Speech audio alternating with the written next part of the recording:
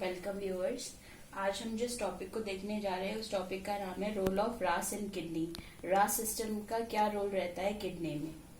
तो सबसे पहले अगर हम इसके रोल की बात करें तो रास सिस्टम का मेजर काम रहता है कि यह ब्लड प्रेशर मेंटेनेंस में काम करता है, बॉडी फ्लूइड बैलेंस को मेंटेन करता है और रीअब्जॉर्प्शन करने में हेल्प करता है सोडियम आयंस का। अगर हम ये देखें तो इसका स्टिमुलेशन कब होता है, कब रेनिन रिलीज होता है, क्या कंडीशंस होती हैं जब रेनिन का रिलीज होता है।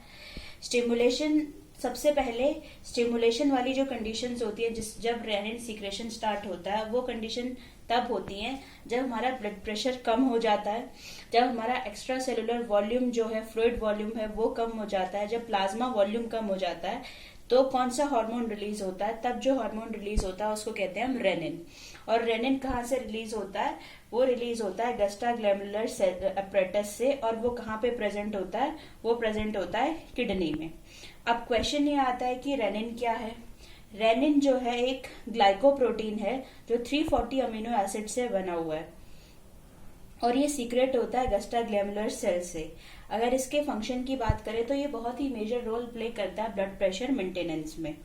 अब जैसे ही रेनिन का सीक्रेशन होता है, रेनिन हार्मोन जो है रिलीज होता है, ये क्या करता है, एंजियोटेंसिनोजन को कन्वर्ट करता है एंजियोटेंसिन 1 में। और जो एंजियोटेंसिन 1 है वो फर्दर कन्वर्ट होता है एंजियोटेंसिन 2 में। वो किसकी प्रेजेंस में कन्वर्ट होता है, एस एंजाइम की प्रेजेंस में कन्वर्ट होता है, जिसको कहते हैं एंजियोटेंसिन कन्वर्टिंग एंजाइम। फर्दर जो एंजियोटेंसिन 2 है वो कन्वर्ट होता है एंजियोटेंसिन 3 में। और वो किसकी प्रेजेंस में होता है, अमीनो पेप्टाइडेज की प्रेजेंस में कन्वर्ट होता है। जो हमारा एंजियोटेंसिन है वो एंजियोटेंसिन 1 में किसकी प्रेजेंस में कन्वर्ट हो रहा था, रेनिन की प्रेजेंस में। और एंजियोटेंसिन 1 कन्वर्ट होता है एंजियोटेंसिन 2 में in presence of ACE enzyme. और यही ट्रिगर करता है रिलीज, अदर हार्मोन्स की भी रिलीज को ट्रिगर करता है। अगर एंजियोटेंसिन 2 का काम देखा जाए, उसका फंक्शन देखा जाए, तो एंजियोटेंसिन 2 जो होता है ये डायरेक्टली आर्टरीज को कंस्ट्रिक्ट करता है और ये कार्डिक आउटपुट को इंक्रीज करता है। उसी से हमारा क्या होता है, ब्लड प्रेशर इंक्रीज हो जाता है और ब्लड वॉल्यूम भी इंक्रीज हो जाता है। और यही एंजियोटेंसिन 2 जो होता है वो अमीनो पेप्टेज की प्रेजेंस में काम करता है, क्योंकि अभी मैंने आपको बताया वही अमीनो पेप्टेज एडिनल कॉर्टेक्स को डायरेक्टली स्टिमुलेट करता है। उसके डायरेक्टली स्टिमुलेट करने से एडिनल कॉर्टेक्स फर्दर एल्डोस्टेरोन को रिलीज करता है। एल्डोस्टेरोन को रिलीज करने से क्या होता है, जो सोडियम और वाटर का रिटेंशन है वो भी बढ़ जाता है। सोडियम और वाटर के रिटेंशन के बढ़ने के साथ ही एक्स्ट्रा वेस्कुलर जो फ्लूइड वॉल्यूम है वो भी इंक्रीज हो जाता है, जो पहले कम हो गया था। रेनल आर्टेरियल प्रेशर भी इंक्रीज हो जाता है और यही स्टिमुलेट करता है रेनल नर्व को, जो नेगेटिव फीडबैक देते हैं रेनिन हार्मोन को किडनी को कि अब आपको सीक्रेट नहीं होना है। उस नेगेटिव फीडबैक की वजह से जो हमारा ब्लड प्रेशर कम हुआ था वो ऑटोमेटिकली फीडबैक मैकेनिज्म से क्या होता है, इंक्रीज हो जाता है। अब इसमें एंटी डायरेटिक हार्मोन का क्या फंक्शन है। एंटी डायरेटिक हार्मोन क्या करता है, वो मीडिएट करता है एक्वापोरिन्स को जो नेफ्रॉन में प्रेजेंट होते हैं और कलेक्टिंग डक्ट सेल्स में प्रेजेंट होते हैं, कि वो ज्यादा वाटर को रीअब्जॉर्ब करें ब्लड से।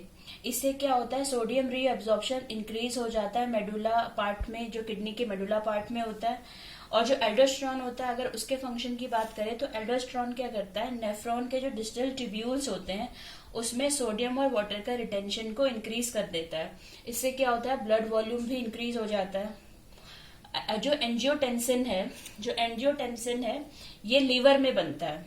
अगर एंजियोटेंसिन की बात देखी जाए तो ये लीवर में बनता है। और जो एएनपी है, यहाँ पर एएनपी भी काम करता है। एएनपी क्या होता है, एंटी नाइट्रिक पेप्टाइड होते हैं जो बने होते हैं आर्टेरियल सेल्स जो प्रेजेंट होते हैं हमारे हार्ट में। रेनिन मैंने आपको बताया कि ये किडनी से प्रोड्यूस होता है। जो एंटी डायरेटिक हार्मोन है ये हाइपोथैलेमस में बना होता है और ये रिलीज होता है पोस्टीरियर पिट्यूटरी से, जिसको हम वेसोप्रेशन भी कहते हैं। जो एल्डोस्टेरोन है वो प्रोड्यूस होता है एड्रिनल ग्लैंड से, और जो कहाँ पे प्रेजेंट होते हैं, किडनी के टॉप पे प्रेजेंट होते हैं। इससे क्या होता है, अगर हम इस रास सिस्टम के फंक्शन का आउटपुट देखें तो लास्ट में इसने क्या किया एज अ आउटपुट, इसने ग्लोमेरुलर फिल्ट्रेशन रेट को बढ़ा दिया, बीपी को इंक्रीज कर दिया, वाटर रिटेंशन बढ़ा दिया उससे क्या होगा, हमारा ब्लड प्रेशर ऑटोमेटिकली इंक्रीज हो गया। जो एएनपी एक हार्मोन है, जो ये हार्मोन क्या होता है, ये एंटागोनिस्टिक पाथवे फॉलो करता है as compare to angiotensin pathway. ANP क्या होता है, ये डिक्रीज करता है ब्लड वॉल्यूम को और ब्लड प्रेशर को। और जो हम पूरा रास सिस्टम का फंक्शन पढ़ रहे हैं, हम क्या फंक्शन पढ़ रहे हैं कि किस तरह से ग्लोमेरुलर फिल्ट्रेशन रेट बढ़ा, किस तरह से सोडियम वाटर रिटेंशन बढ़ा, और किस तरह से हमारा एक्स्ट्रा सेलुलर फ्लूइड वॉल्यूम बढ़ने से ऑटोमेटिकली हमारा ब्लड प्रेशर जो है मेंटेन हो गया। Thank you.